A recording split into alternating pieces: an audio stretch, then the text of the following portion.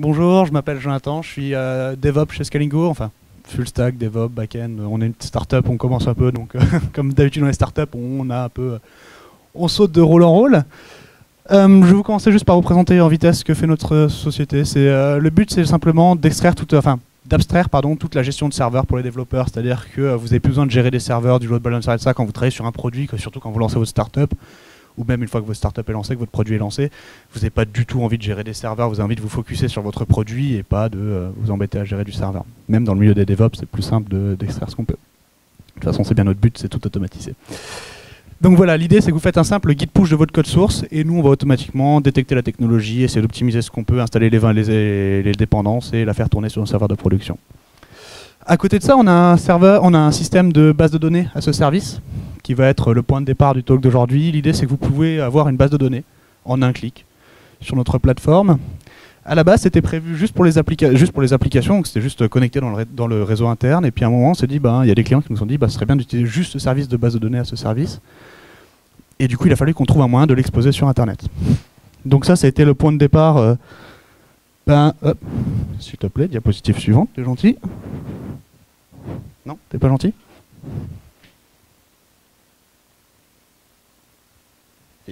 Voilà, donc ça a été le départ, ça a été ce petit bouton Internet Accessibility, qui a l'air de rien, mais qui nous a un peu embêtés. Puis après on s'est dit, si déjà on va être capable de router du TCP, ce qui est le cas pour les bases de données, autant permettre aussi aux gens de déployer des applications qui ne sont pas juste HTTP, parce que pour l'instant c'était juste de l'HTTP qu'on pouvait déployer sur Scalingo. Donc on s'est dit, cool, on va en profiter pour aussi permettre le déploiement d'applications TCP pures. Alors du coup là on s'est retrouvé face à toute une range de problèmes qu'on avait déjà résolus pour HTTP, donc on les avait identifiés, on savait ce qu'il nous fallait faire.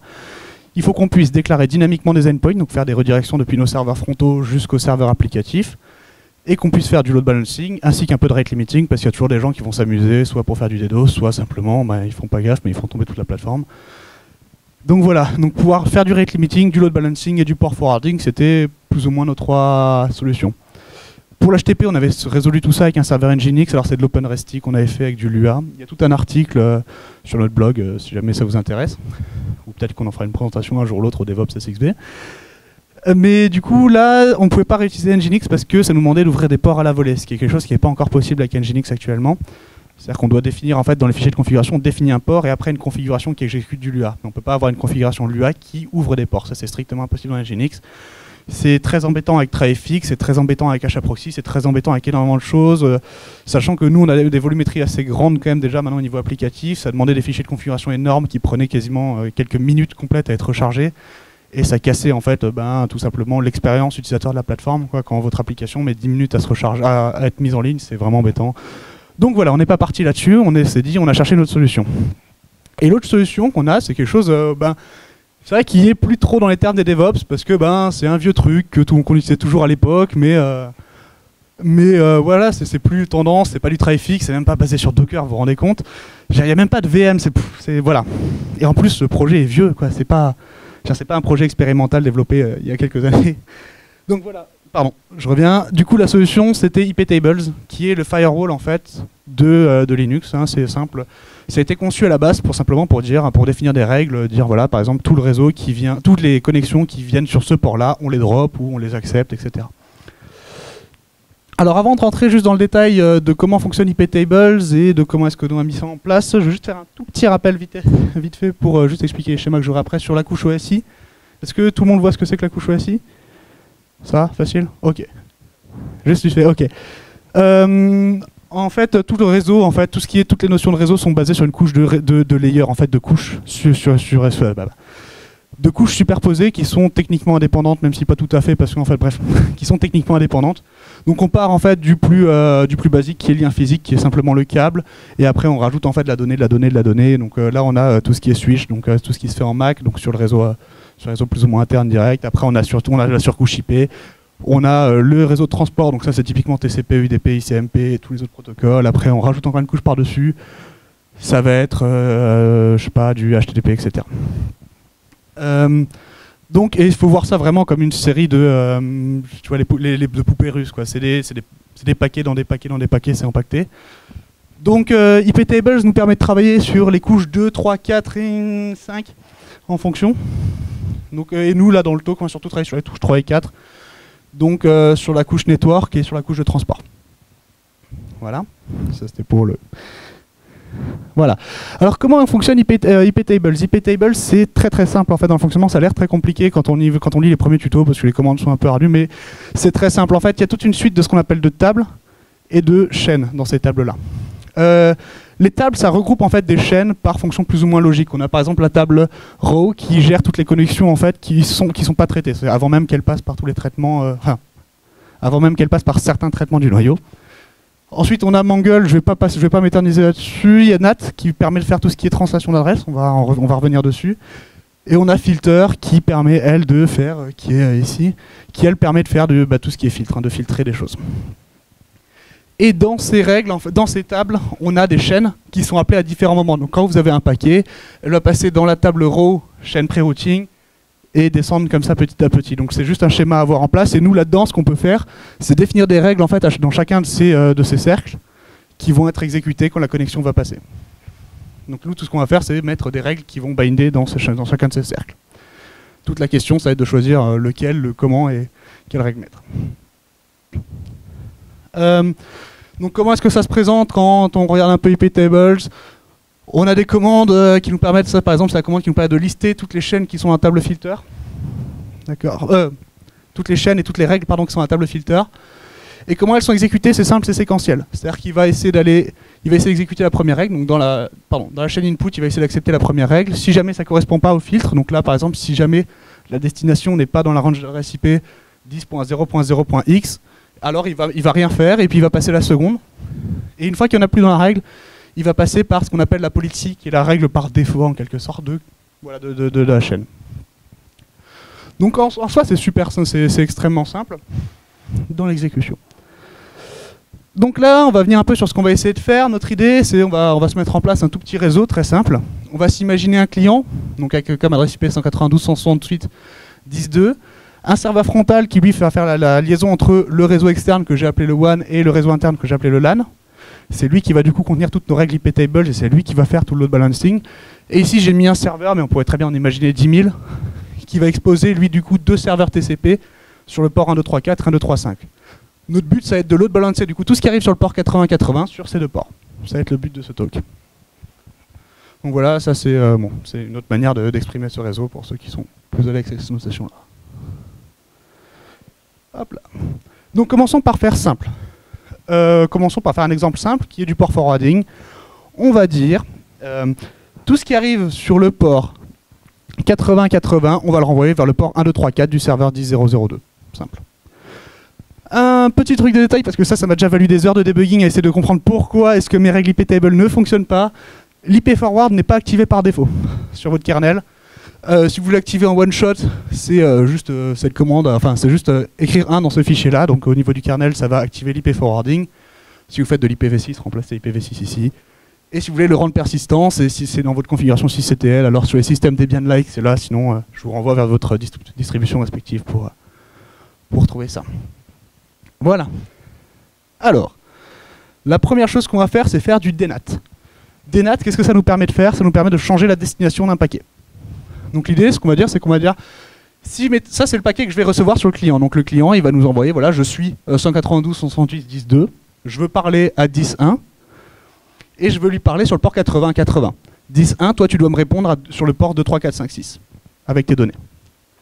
Ce que va faire la règle DNAT, elle va prendre ce paquet et simplement appliquer des transformations dessus. Simple. Elle va prendre les transformations dessus, et nous, ce qu'on veut lui dire, c'est en fait, la destination, je veux que ce soit 10.0.0.2, et le port, je veux pas que ce soit 80-80, mais 1.2.3.4. Ok. Donc pour ça, on a une règle qui est écrite juste en dessous. Donc l'idée, c'est de dire, on ajoute une règle. Donc le A, c'est pour append. Dans la table pré-routing, dans la chaîne pré-routing de la table NAT. Ensuite, on définit notre filtre. Donc on dit tout ce qui est de type TCP qui arrive sur le port, donc des ports destination port 80-80. On fait un jump. Donc ça définit l'action qu'on va effectuer. Donc là, on dit, je veux faire un DNAT et le renvoyer vers la destination 10.0.0.2, 1.2.3.4. Ok? On essaye ça en vitesse? Voir ce que ça donne?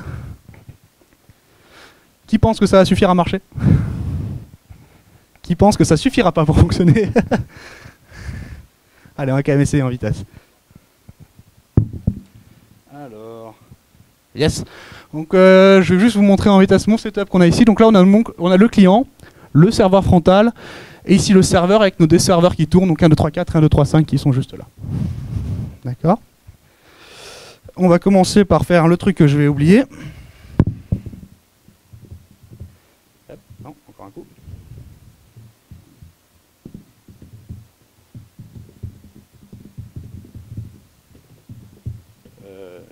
Net IP4 slash. J'ai fait une typo. Ah, j'ai fait une typo. IP forward. Bim. Alors, commençons par définir notre table. Donc, iptables-a. Donc ça, c'est dans la chaîne pré-routing. Juste revenir pour vous montrer où est-ce qu'on se situe dans le flux d'exécution iptables. On est là. D'accord, on est juste ici. Ce qui va se passer en fait ici, c'est si jamais on a défini un endroit dans lequel on va rediriger, il va passer par ici. Sinon, en fait, il va dire, bon, ok, c'est pour moi, c'est pour cet host-là. Et du coup, il va passer par tout ce système de règles. Ici, du coup, c'est le serveur local qui doit répondre. Et après, ce qui va en sortir va revenir par là. D'accord. Donc nous, ce qu'on veut faire, c'est passer par cette règle-là.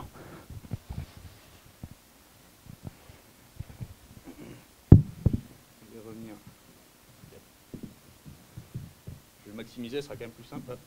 Je vais le maximiser, ce sera quand même plus simple.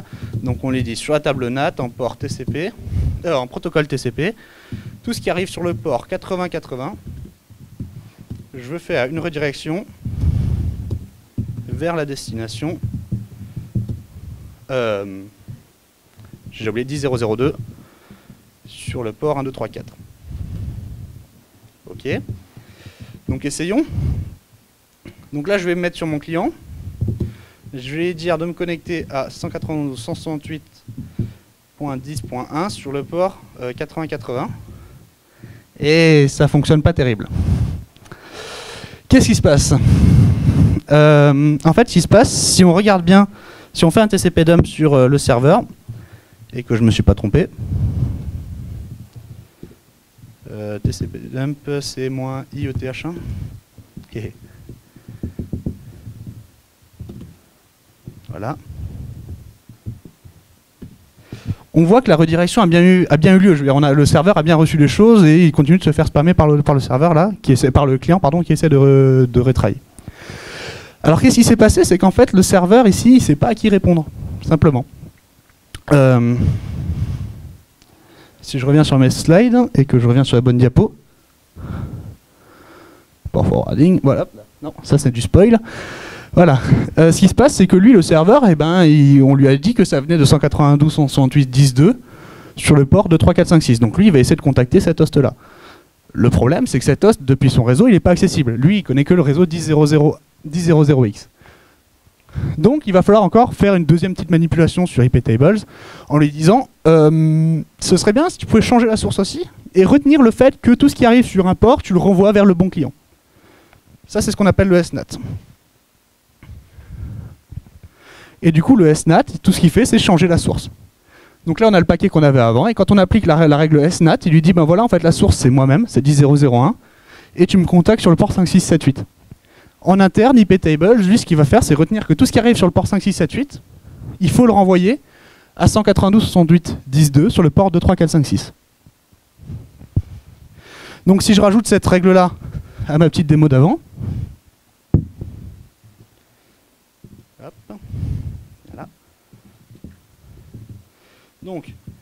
Donc iptables -a post-routing ce coup-ci. Je vais vous montrer juste après où est-ce qu'on la rajoute dans le flux TCP iptables. Hop là, un petit espace quand même.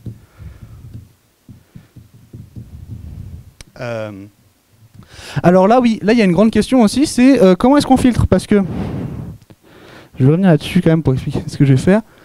Hop là, pardon. Parce que là, quand on applique le SNAT, on est là-dessus. Donc on ne peut plus dire ce qui vient sur le port 8080. C'est plus vrai, le port 8080, il n'existe plus. Il faut lui dire tout ce qui est en fait à destination de 10.0.0.2 sur le port 1, 2, 3, 4. C'est là-dessus qu'on va appliquer le SNAT. D'accord. Et pourquoi c'est le cas? Parce que si je reviens sur le workflow ici, c'est que là, Donc là, on a rajouté notre SNAT, notre DNAT ici, et notre SNAT se passe ici. D'accord? Donc il est bien après la décision DNAT. Pour tout ce qui est où appliquer les règles et comment les appliquer, c'est vrai que c'est pas vraiment dans le sujet du talk, mais il y a énormément de documentation sur internet pour comment trouver ça, c'est vraiment pas... Hop. Ah bah, j'avais pensé au fait que je devrais faire un... Bon, tant pis. Je reviens du coup sur la démo. Donc là on dit, pour tout ce qui va à l'adresse 10.0.0.2 sur le port 1, 2, 3, 4, tu jumps vers du SNAT et tu lui dis que la source c'est nous. Voilà, c'est 10.0.0.1. Ok. Et du coup là logiquement, si jamais je fais ça, on voit bien que le serveur nous a répondu bonjour depuis 1, 2, 3, 4. Je peux même parler au serveur pour voir que le serveur reçoit bien les messages. Ça c'est pas bien vu, mais en haut. Voilà, on voit bien que le serveur ici reçoit bien le message du client. Voilà, le port forwarding c'est fait. Est-ce qu'il y a des questions déjà jusque là ou est-ce qu'on passe au load balancing directement? On passe au load balancing directement, cool.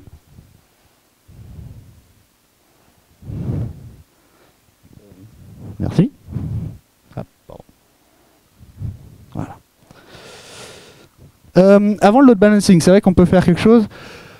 On peut sécuriser un peu la chose, parce que là, pour l'instant, j'ai configuré mon IP tables en mode open bar. C'est-à-dire que j'accepte tous les paquets, peu importe d'où ils vont, peu importe où ils viennent. Si on regarde ma policy, elle est en accept. Alors, une chose à faire, c'est de changer la policy par défaut de la table forward, donc qui est la table qui est utilisée dans la chaîne filter, pardon, qui est la chaîne qui est utilisée dans la table filter prévue donc sur le chemin du forwarding, et lui dire par défaut drop. Faites attention à ça quand même, si vous avez des connexions SSH sur un chose là, vous allez perdre votre connexion SSH. Donc vérifiez bien que vous avez rajouté des règles avant pour accepter vos connexions à vous. Sinon vous êtes bon pour soit vous déplacer au data center, et si c'est pas possible, bonne chance. Voilà. Et voilà. Donc pensez à faire ça avant. Et après en fait tout ce qu'on peut faire c'est dire il faut accepter en fait deux choses. Le trafic qui va vers le container, donc vers l'host, et le trafic qui vient du container. Donc pour ça, il y a deux règles. On dit, voilà, dans la table forward, dans la chaîne forward, je vais la faire tout le temps cette erreur, dans la chaîne forward de la table filter, tu m'acceptes tout ce qu'il y a pour source, l'IP 10.0.0.2 et le port 1, 2, 3, 4. Et tu m'acceptes aussi tout ce qu'il y a pour destination, l'IP 10.0.0.2 et le port 1, 2, 3, 4. C'est fait via ces deux règles. Voilà. Oui, alors je vais revenir en vitesse sur la démo. Donc là si je te montre... pardon. Donc là, si je te montre en fait IP, voilà, -L, -N. Voilà, donc ça c'est le contenu de ma table filter. Et comme je l'ai dit avant, ce qui passe par tout ce qui passe par translation d'adresse, donc par forwarding, ça passe dans la chaîne forward de la table filter. Et on voit que la chaîne forward de la table filter a comme policy par défaut accept et aucune règle. Ce qui fait que les paquets vont directement passer dans la règle accept et vont être acceptés. D'accord? C'est plus clair? Ok, bah si tu veux, je peux faire la démo et puis je vais changer ma policy en drop. D'accord? Pour vous dire, voilà, on arrête d'accepter tout ce qui passe et on va faire plutôt un contrôle un peu plus propre. Et comment je vais faire ça? Je suis en SSH sur mes serveurs, tu vas m'embêter un peu. Ça te dérange de me prendre au mot? Non, c'est vrai que là, vu que je suis en SSH et que ça me prend un peu de temps de démo pour trouver les bonnes adresses IP. Si tu veux, par contre, après le talk, je peux bien prendre un peu de temps pour faire une démo, ça te dérange pas.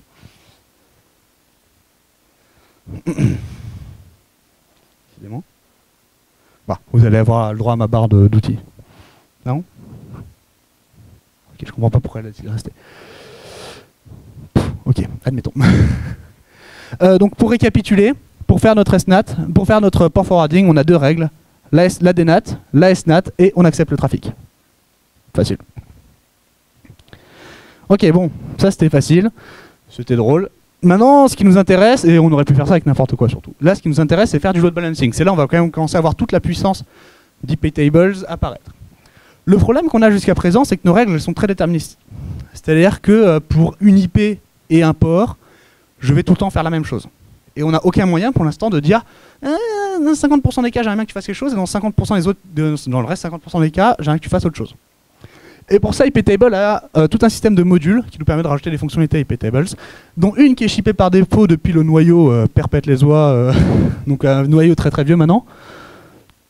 C'est le module statistique.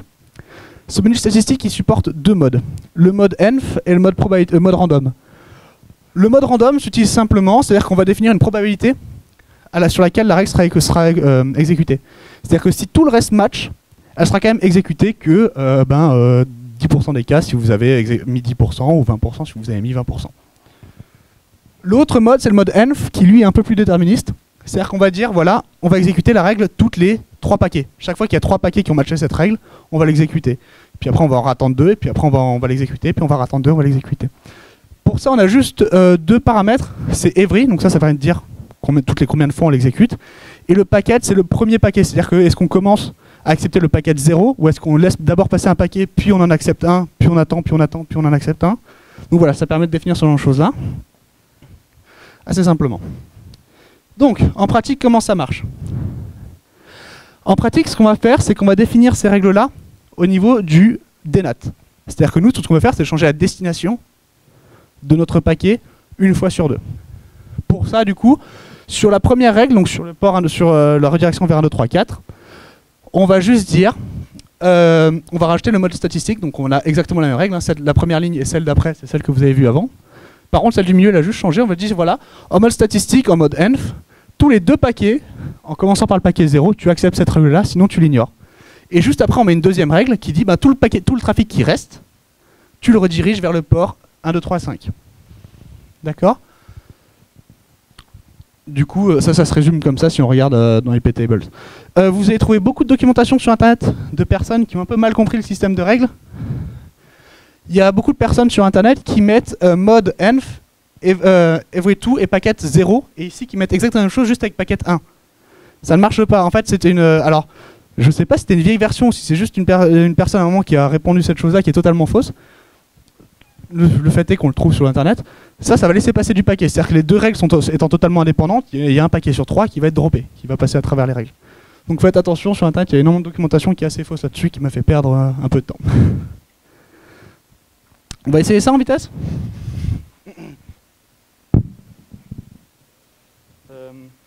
Voilà. Alors, hop. Sur notre serveur frontal, du coup, on va dropper déjà tout ce qui est dans la chaîne pré-routing.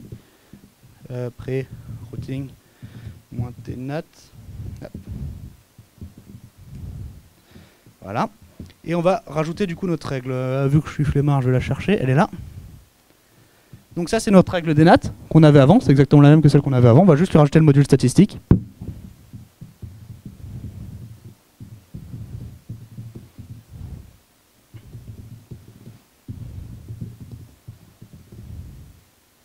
Voilà. Et on rajoute la règle d'avant qui fait notre DNAT vers 1, 2, 3, 5. Voilà. Il faut encore rajouter juste un truc qu'on avait fait avant, c'est qu'on avait mis avant du SNAT sur 1, 2, 3, 4. On disait tout ce qui va sur 10, 0, 0, 2, 1, 2, 3, 4, ça vient en fait de 10, 0, 0, 1. Je ne sais pas si vous vous souvenez de cette règle-là. Il faut juste la refaire pour 1, 2, 3, 5. Donc encore une fois, on va configurer notre SNAT. SNAT. Et ici, 1, 2, 3, 5, qui est juste là. On l'envoie chez nous. Ok, voyons voir si on a réussi à faire fonctionner ça. Alors 1, 2, 3, 4, 1, 2, 3, 5, hop. 1, 2, 3, 4, 1, 2, 3, 5, 1, 2, 3, 4, 1, 2, 3, 5, 1, 2, 3, 4, je peux continuer à l'infini. On a réussi à faire du load balancing. J'ai fait un exemple avec 2 serveurs et juste 2 ports différents. Bien sûr, vous pouvez en mettre autant que vous voulez et pas forcément sur la même IP, sur autant d'IP que vous voulez, etc. Voilà. Donc si vous voulez augmenter, c'est juste le every qu'il faudra penser à changer. Donc là j'ai mis every 2 paquet 0. Ce qu'il faut faire si je rajoute un serveur, c'est-à-dire que le premier sera en every 3 packet 0, le deuxième en every 2 packet 0, etc. C'est juste décrémenter le every, simplement. Voilà. Alors, ajouter le snat. Et du coup, si on récapitule, on a notre dnat avec le every, le dnat normal, les deux règles snat, et on n'oublie pas aussi toute la sécu qui va avec. D'accord? Ce que je fais pas moi dans mon truc, mais on n'oublie pas la sécu qui va avec, sinon vous allez, encore une fois, passer une nuit blanche à me dire pourquoi ça marche sur un serveur et pas sur l'autre. On va terminer avec le rate limiting. Alors le rate limiting, on va voir deux modes différents. Le premier, ce serait bien de limiter juste combien de clients peuvent se connecter par seconde sur notre application. Et le deuxième serait une petite manipulation de bande passante, dire voilà, j'aimerais bien qu'il y ait 10 kilooctets par seconde maximum qui vont vers cet host-là, ou qui viennent de cet host-là. Alors pour ça, on a un autre module, qui est le module limit. Le module limit, encore une fois, il se base seulement sur le nombre d'exécutions de la règle. D'accord? On va dire, on laisse cette règle s'exécuter 3 fois par seconde en moyenne. Si jamais elle est demandée plus que 3 fois par seconde, on va la skipper. Et on a ce qu'on appelle un burst, c'est-à-dire que c'est en fait un accumulateur au début qui permet de dire voilà, au début tu peux la demander 10 fois d'affilée, mais après tu vas retourner à 3 fois par seconde, c'est quelque chose qui est vachement fait en réseau. C'est régulier, ça fonctionne comme ça.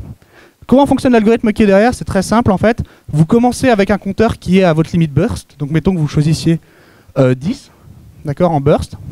Et à chaque fois qu'une règle passe dedans, ce compteur est décrémenté de 1. Une fois qu'il arrive à 0, la règle n'est pas exécutée. Le limite, en fait, lui, vous allez mettre parfois, par exemple 3 par seconde. Et du coup, 3 fois par seconde, il va rajouter 1 à ce compteur. C'est comme ça qu'est implémenté ce système-là. Alors, là maintenant, on a quand même un petit problème. Si je veux limiter le nombre de clients qu'on a, je fais mon routage au niveau de ma chaîne NAT pré-routing. Seulement, là, je vais refuser des connexions, donc ça consiste à faire du filtering. Je peux le faire là, d'accord? Alors, je pourrais très bien le faire juste par host et dire, voilà, sur cet host-là, je peux le faire là, mais moi, ce qui m'intéresserait, c'est de dire, je veux qu'il n'y ait que 3 clients par seconde sur toute l'application, peu importe le nombre d'hosts qu'il y a derrière. Et du coup, on se retrouve en fait avec un tout petit problème qui est, j'ai l'information ici, mais je dois dropper ici. C'est... Oui? Parce que comme dit ici, on n'a plus l'information de d'où vient le paquet, on sait juste où il va. Donc si on ne sait plus qu'il vient du port 80-80. Alors pour ça, il y a une petite solution que nous donne aussi iptable, c'est qu'on peut marquer des paquets. Alors, je l'utilise de manière très simple ici. Il faut savoir que ce module est extrêmement puissant. Vous pouvez faire des opérations binaires dessus, vous pouvez faire énormément de choses dessus. Et du coup, utiliser du marking dans tous les sens. Et il y a même énormément de gens qui s'en servent. Donc là, ce qu'on va dire, c'est dans la table pré-routing, dans la table NAT, on va mettre tout en haut, avant même de passer par les règles des NAT. On va lui dire, bah là, je veux une limite, donc sur tout ce qui porte sur le par 80. Et si jamais cette limite n'est pas atteinte, donc si jamais on est encore dans le burst ou dans les limites, on va marquer ce paquet avec le nombre 1, simplement. Et du coup, dans la table filter, avant les règles de drop qu'on a mis pour dropper les paquets, pour accepter les paquets, on va dire, voilà, on va dire, si jamais un paquet n'a pas la marque 1, alors on le drop, on le jette là. Et du coup, si on résume, non, là c'est pas la résume, pardon. Si on résume, du coup, dans la chaîne pré-routing, on a d'abord le limit qui va marquer, ensuite nos deux dnat, donc le dnat se fera de toute manière, peu importe. Et après, dans notre table drop, on drop si jamais il faut, et sinon on laisse passer. Voilà. Donc ça, c'est pour faire de la limite par client. Voilà, on va pouvoir dire, voilà, il y a n clients qui peuvent arriver toutes les secondes. Maintenant, moi, ce qui m'intéresserait, serait de faire du traffic shaping. Dire, voilà, on veut laisser passer jusqu'à 10 kilooctets par seconde maximum. Alors pour ça, en fait, on peut le faire par host. C'est-à-dire, je veux dire, sur 10.0.0.2, port 1, 2, 3, 4, je veux laisser 10 kilooctets par seconde en entrée et 10 kilooctets par seconde en sortie. Et du coup, là, c'est sur les règles d'acceptation qu'on va faire ça. C'est-à-dire que c'est sur les règles qui étaient que, bon, je ne vais pas vous démoer, mais c'est sur ces règles-là qu'on va rajouter ce module-là et qu'on va accepter du coup les paquets seulement si la rate n'a pas été atteinte. Et la policy par défaut de la règle, qui est en drop, va s'occuper de faire le ménage. Comment convertir juste là? Parce que là, tout ce qu'on a, c'est le nombre de fois où la règle a été exécutée. On n'a pas de notion de débit ou de choses comme ça. Pour ça, alors on ne peut pas calculer le vrai débit qu'il y a, par contre on peut calculer le débit maximum qui peut passer par ces règles-là, qui est donc la limite que vous avez mise en place, multipliée par votre MTU, qui est généralement sur Internet, c'est 1500 octets, plus ou moins. Et du coup, ça va donner un résultat en bytes par seconde. Donc ici, j'ai mis 100, pardon, c'est 10. Donc c'est 10 fois 1500, du coup ça fait 15 kilooctets par seconde qu'on a autorisé en destination et provenant de chacun des hosts. Voilà. Voilà, du coup, ça c'est tout un système qu'on a mis en place actuellement chez Scalingo. Qui, alors évidemment, on ne gère pas les règles à la main, on a développé un système, on a développé bien sûr tout un outil pour faire ça, qui va être open sourcé bientôt. Et c'est en production actuellement, ça fonctionne extrêmement bien, c'est extrêmement rapide, ça peut générer énormément de connexions, puisqu'il n'y a pas tout un overhead en fait, qui est rajouté par-dessus, c'est fait très bas au niveau kernel. Donc ça peut générer énormément de connexions, et pour l'instant on n'a pas encore eu à s'en plaindre. À chaque fois qu'on a eu un problème, ça venait pas de là, bien que c'était la première chose qu'on suspectait à chaque fois. Voilà. Donc merci beaucoup.